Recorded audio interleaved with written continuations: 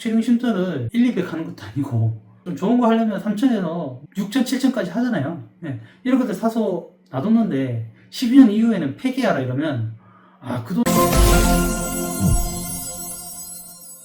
최근 새롭게 도입된 농촌 체령 쉼터에 관해 다들 알고 계시죠? 네. 2024년 8월부터 법안을 만들어서 2025년 1월부터 본격 시행한다고 되었는데요. 그 올해 초에 좀 논란이 있다 보니까 예를 들어서 법안이 현실과 좀 떨어진다 이런 민원들이 좀 제기돼서 이걸 개정하고 하다 보니까 2025년 4월 초부터 본격 시행하게 되었습니다. 그럼 오늘 농촌 체령 쉼터에 대해서 알아보고 구입 시 조건들과 관련 법안을 한번 알아보는 시간을 갖도록 하겠습니다. 네. 농촌 체령 쉼터가 무엇인지 궁금해하시는 분들이 계실 것 같아서 한번 좀 정리를 해보았습니다. 농촌 체령 쉼터는 단순히 주거를 위한 세컨드 하우스가 아니고 농업인 또는 주말 체험 영농을 하려는 사람이 농작업을 위해 임시로 사용하는 숙소입니다. 쉽게 말해 농사일을 하다가 잠깐 쉬거나 그리고 좀 일하다 좀 늦어서 잠깐 잠자리 용도로 해결하는 것이죠. 이 시설물은 가설 건축물이라는 점이 매우 중요한데요. 이는 건축법상의 엄격한 규제를 덜 받고 농지 본래의 지목이 유지된다는 의미입니다. 즉 쉼터를 설치해도 땅이 대지로 바뀌거나 이런 거는 아닙니다. 또 하나는 최근 지방 소멸, 인구 감소 발생되기 때문에 도시에 계신 분들이 이제 힐링을 하기 위해서 농촌으로 좀 몰리게끔 하기 위해서 이런 법안을 통과를 한 것 같은데요. 예를 들어서 농지를 하나 사든지 아니면 임대를 해서 주말 농장을 좀 운영을 하다 보면 농사를 짓는 게 막 현실적으로 하시는 분들은 많이 힘들지만 조그만 텃밭을 하나 가꾸는 것만으로도 이렇게 힐링이 되거나 마음의 안식처가 되는 경우도 많거든요. 그런 분들은 와서 농사를 짓고 난 다음에 막상 집에 돌아가려면 너무 멀고 그리고 또 모텔이나 이렇게 또 잡아서 하기 농촌에는 그런 인프라가 잘 안 되어 있기 때문에 그래서 이런 농막이라는 것들을 좀 많이 좀 남발을 했었어요. 그러다 보니까 이렇게 뭐 민원도 들어오고 이런 것들이 집도 아닌데 집처럼 이용하고 이러다 보니까 여러 가지 복잡한 관계가 일어나다 보니까 그래서 아예 농촌 체령 쉼터라고 법을 마련해 줄 테니까 뭐 합법적으로 농사도 짓고 어떤 지역이든 농촌에 오셔가지고 농사를 하면서 마음이 치유가 되거나 이러신 분들은 그 지역에 또 다시 한번 오고 싶어 합니다. 그리고 직장생활 하시다가 이제 은퇴하고 그래서 농촌을 많이 들어오시고 하거든요. 운영 한번 해보시면 또 제2의 인생도 이런 지역에 와서 또 살 수 있지 않을까. 그러면 농촌에도 인구가 또 다시 유입이 되니까 또 새로운 것들도 할 수도 있고 그런 취지에서 이런 법안을 만든 것 같습니다. 자, 그 다음에 농지 조건은 어떤 게 있는지 한번 살펴보도록 하죠. 그리고 농촌 체령 쉼터는 설치하려는 농지 면적과 부속 시설 면적, 그러니까 즉 농지 체령 쉼터와 그리고 정화조나 그리고 주차장 이렇게 부속 시설을 합쳐서 만약 10평이라 보면 이걸 최소 2배 이상을 농지를 소유하고 계셔야 됩니다. 즉 뭐 내가 10평이라 그러면 20평 이상 농지를 추가로 가지고 있어야 되죠. 그럼 최소 30평이잖아요. 이렇게 가지고 있어야지만 허가를 해준다는 것이죠. 그리고 실제로 농작물을 경작을 하셔야 되고 그리고 단연생 식물을 재배하는 영농 활동을 꾸준히 하셔야 된다고 합니다. 또 한 가지 제가 팁을 하나 드리자면 이양농업을 시작하시려면 농업인 경영체 등록을 하시면 좋지 않을까 하는 저의 생각입니다. 이거는 저희 개인적인 생각이기 때문에 꼭 이렇게 하라는 건 아닙니다. 농업인 경영체 등록을 하면 제가 농업을 영위하기 위해서는 농기계도 필요하고 비료도 필요하고 그리고 뭐 농자재 이런 것들도 필요하잖아요. 이런 것들을 자기 자본으로 계속 투입해서 할 수도 있지만 내가 농업인이 되다 보면 이런 혜택들을 조금 보조를 받거나 구입하기 쉬운 경로를 알 수 있는 방법이 생깁니다. 그렇기 때문에 농업인 경영체 등록을 하시면 이런 혜택들도 있다라고만 알고 계시면 됩니다. 그리고 25년 오늘 4월 20일이니까 오늘 날짜 기준 제가 인터넷에 뒤져봤거든요. 그 오늘 기준 농업인 경영체 등록 조건이 경작 면적 기준이 논밭 합쳐서 1000제곱미터 즉 300평 이상이면 가능하다 나와 있으니 홈페이지 여기 나오죠. 홈페이지를 제가 여기 자막에 넣어 드릴 테니까 여기 들어가셔서 한번 확인해 보십시오. 그리고 도로 조건이 있는데요. 쉼터를 설치할 위치도 중요해요. 아무 곳에나 마음대로 지을 수 있는 것은 아닙니다. 반드시 차량 통행이 가능한 기존 도로, 즉 현황 도로에 연접해야 합니다. 여기서 말하는 현황 도로는 건축법상의 도로뿐만 아니라 농어촌 도로, 정비법에 따른 면도, 이도, 농도, 그리고 오랫동안 주민들이 이용해온 사실상의 통로까지 포함된다고 합니다. 특히 농도는 경작지와 연결되어 농어민의 생산활동에 직접 사용되는 도로를 의미한다고 합니다. 하지만 임야에 있는 인도는 쉼터 설치를 위한 진입도로로 인정되지 않습니다. 현황도로 연접은 화재와 같은 긴급 상황 발생 시 소방차나 응급차의 원활한 진입과 소방 활동을 확보하기 위함이니 꼭 알고 계셔야 되고요. 그리고 농막의 화재 사례가 많았다는 점을 고려한 중요한 규정이라고 볼 수가 있습니다. 그리고 도로폭에 대한 명확한 기준은 법에 명시되어 있지 않지만 관할 소방서에서 판단하게 된다고 합니다. 그리고 쉼터는 도로 경계로부터 최소 50cm 이상의 거리를 유지하여 설치해야 한다고 합니다. 쉼터 설치 예정 부지에 소방차의 접근이 가능한지, 그리고 필요한 공간이 확보되는지를 미리 꼭 확인하시기 바랍니다. 또 시설 기준도 있는데요.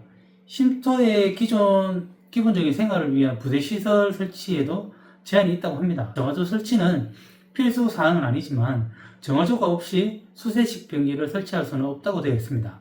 그리고 쉼터 입지 조건이나 환경 문제로 인해 정화조 설치가 제한될 수도 있으니 미리 확인을 해보셔야 됩니다. 그리고 중요한 전기 그리고 수도 설치의 경우 새로운 간선 공급 설비는 원칙적으로 불가능하다고 합니다. 기존 간선 설비에서 사용자에게 직접 연결하는 지선 설비만 허용된다고 합니다. 따라서 쉼터 예정 부지 주변에 전기 및 수도 인프라가 있는지 미리 확인을 하시고, 그리고 한국전력공사 및 수도사업소 등 관련 기관과 협의를 해야 된다고 합니다. 많이 좀 복잡하죠? 그 지역에 건축사무소나 이런 데 가셔서 과연 가능한지를 먼저 물어보십시오. 농촌 체리형 쉼터에 관한 설치할 수 있는 조건들을 미리 다 알아보시고 그 다음에 체리형 쉼터를 구입을 하셔서 설치를 하는 게 가장 이상적이겠죠. 그리고 쉼터에 대해서 조금 더 알아보자면요, 높이가 4m 이내로 제한이 되고 다락방도 설치가 가능하다고 합니다. 평다락은 1.5m, 경사다락은 1.8m까지 가능하다 합니다. 쉼터의 처마는 외벽에서부터 1m까지 허용이 된다 되어 있고요. 데크도 한쪽 면에 1.5m까지 허용된다고 합니다. 보통 우리 거실처럼 이런 문을 열면 거기에 데크를 많이 설치하잖아요. 이렇게.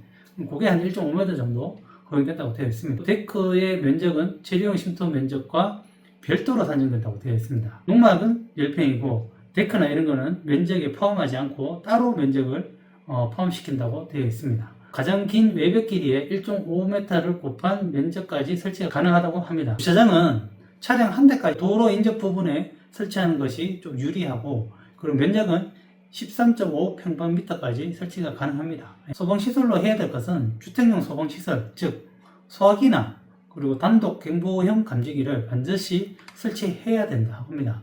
최근에도 의성 산불이나 한창의 산불이나 이런 것들 보면 화재에 대한 심각성이 많이 대두되고 있는데요. 그런 것들을 보면 필히 설치해야 될 사항이라고 볼 수가 있습니다. 농지 대장을 등재 시에 꼭 제출해야 된다고 하니 이 점 꼭 명시해 주시기 바랍니다. 존치기간이 좀 문제가 되었었는데요. 쉼터의 존치기간을 12년이라고 했습니다. 그러니까 예를 들어서 체리형 쉼터를 1, 200 하는 것도 아니고 좀 좋은 거 하려면 3천에서 6천, 7천까지 하잖아요. 이런 것들 사서 놔뒀는데 12년 이후에는 폐기하라 이러면 그 돈이 너무 아깝지 않습니까? 그래서 이런 것들은 최근에 조금 바뀌었는데 3년간 안전 그리고 기능, 환경 미관을 고려해서 연장 신고를 계속 해야 되고요.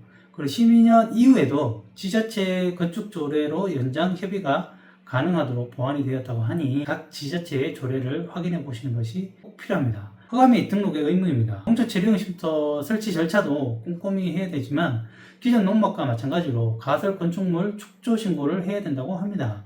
이때는 배치도, 평면도, 그리고 타인 소유 농지일 경우 대지 사용 승낙서 등을 함께 제출해야 된다고 되어 있습니다.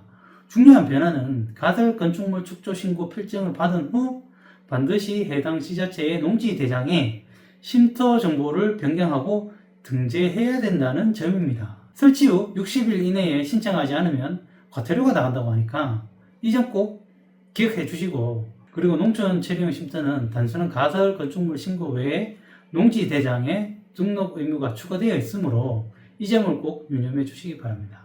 기존 농막에 소유하고 계신 분들도 농촌 체류용 쉼터로 전하는 것에 관심이 많으실 텐데요.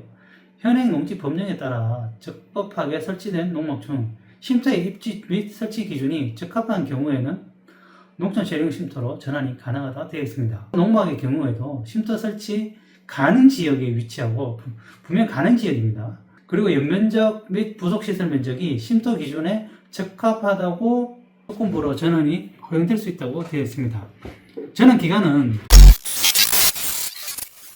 개전농지법 시행일로부터 3년 이내, 즉 2025년 1월 24일부터 2028년 1월 24일까지입니다. 전환 방법은 기존 농막을 철거하고 체류용 쉼터를 새로 신축을 하던가, 아니면 기존 농막에다가 옆에 달아내는 거죠. 증축을 한다던가, 아니면 기존 농막을 놔놓고 이 필지 내에서 또 다른 체류용 쉼터를 하나 더 만들던가, 뭐 이렇게 해야 된다고 되어 있습니다.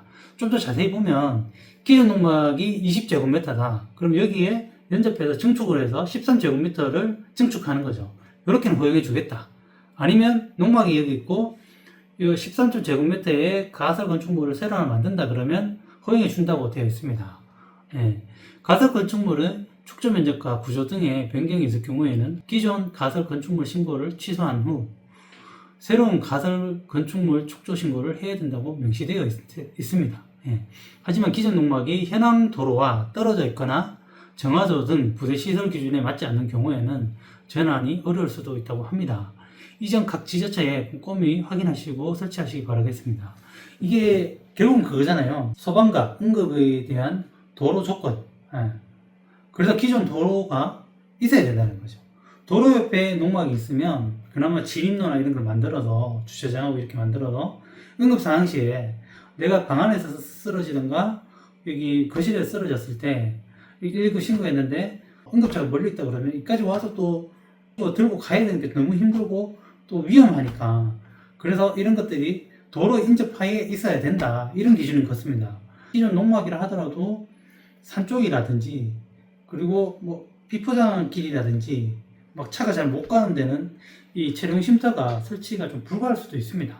그리고 나머지 하나는 세금 및 비용입니다. 예.